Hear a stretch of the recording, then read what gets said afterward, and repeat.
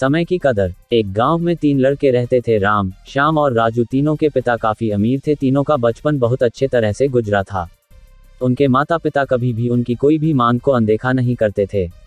राम के पिता सरपंच थे, श्याम के पिता एक कारोबारी थे और राजू के पिता एक किसान जमींदार थे। छोटी उम्र से ही उन सबको लाड प्यार ने ऐसा बना दिया था कि ना तो उनको मेहनत का पता था और ना ही उनको समय की परवाह थी। अक्सर वह सारा दिन बस घूमते रहते थे। नशे और अन्य भोगविलास में डूबे रहते थे, जिससे उनके गांव वाले भी दुखी थे। सरपंच और बड़े लोगों के बच्चे होने के कारण उनकी कोई शिकायत कर पाने की हिम्मत नहीं कर पाता था, जिससे उनका मनोबल और बढ़ गया था। एक दिन उनके गांव में बहुत तेज बारिश हुई, जिससे सब लोगों को नुकसान हुआ, जिसमें इन तीनों के पिता भी थे। लेकिन इतना कुछ होने के बाद भी उनके बेटों का वही हाल था। वो बस घूमते रहते, नशा करते, भोगविलास करते रहते थे। माँ बाप काफी चिंतित रहा करते थे। ये तीनों भले ही कितने गंदे थे, लेकिन इन तीनों के अंदर एक खास बात थी जिसकी पहचान किसी को नहीं थी और उनको खुद को भी पता नहीं था। राम एक बहुत अच्छा नेता प्रतिपक्ष था, क्योंकि अपने पिता के पास रहते हुए उसको इसका काफी ज्ञान हो गया था, क्योंकि उसके पिता सरपंच थे। श्याम भी इस तरह से बिजनेस की समझ रखता था, क्योंकि उसके पिता एक कारोबारी थे और राजू खेती का काम जानता था, क्योंकि उसके पिता जमींदार थे। पर अपनी गलत कामों की वजह से उन सब ने अपने इन टैलेंट पर ध्यान ही नहीं दिया, जो कि उनकी सबसे बड़ी कमजोरी थी। इस तरह से इनकी बदमाशियों को देखकर इनके पिता उन्हें शिक्षा देने को सोची। तीनों पिताओं ने आपस में बात करी और उसका एक हल निकाला। तीनों पिताओं ने अपना अपना काम अपने अपने बेटों को सौंप दिए, जिससे उनको समय की कदर का पता लग सके। तीनों के पिता ने एक वसीयत बनाई, जिसमें ये लिखा था कि 1 वर्ष के अंदर इन तीनों को 10 लाख रुपए कमा कर देने होंगे, जो बिना किसी गलत काम करके कमाए गए हो, और तीनों को अलग अलग स्थान पर रहना था। इन तीनों को 5-5 लाख रुपए भी दिए गए, ताकि उनको अपना काम स्टार्ट करने में दिक्कत ना हो। पहले तो सब खुश हो गए कि हम आज़ाद हो गए, हमको पैसे मिल गए, और ऐसा सोच करके इन्होंने फिर से काफ़ी समय मौज मस्ती करने में लगा दिया। इस तरह से 6 महीने बीत गए और इनका काफ़ी सारा नुकसान भी हुआ।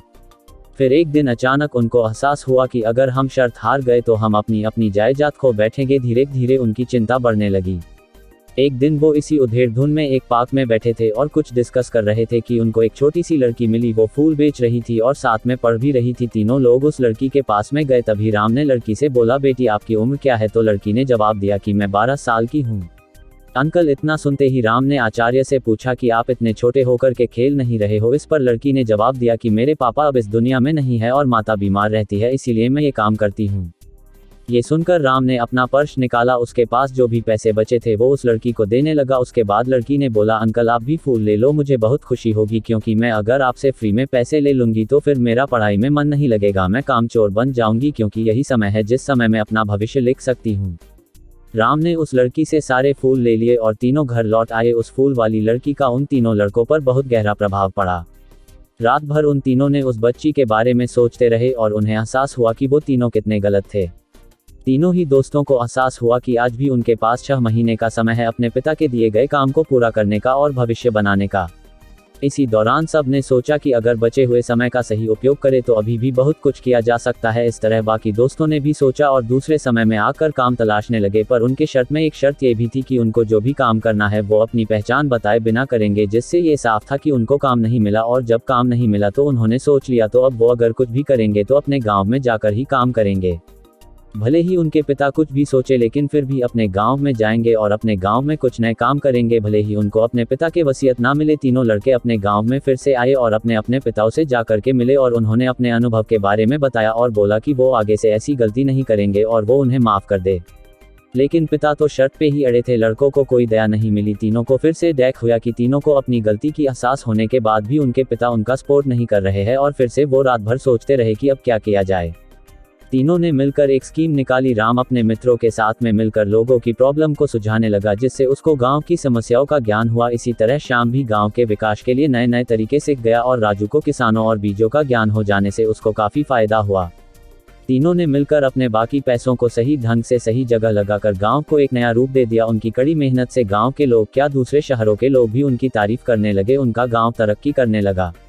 नई तकनीकों के कारण हर वर्ग के लोगों से उनका जुड़ाव होने लगा और एक समय आने के बाद उनके पिताओं ने भी उनको माफ कर दिया।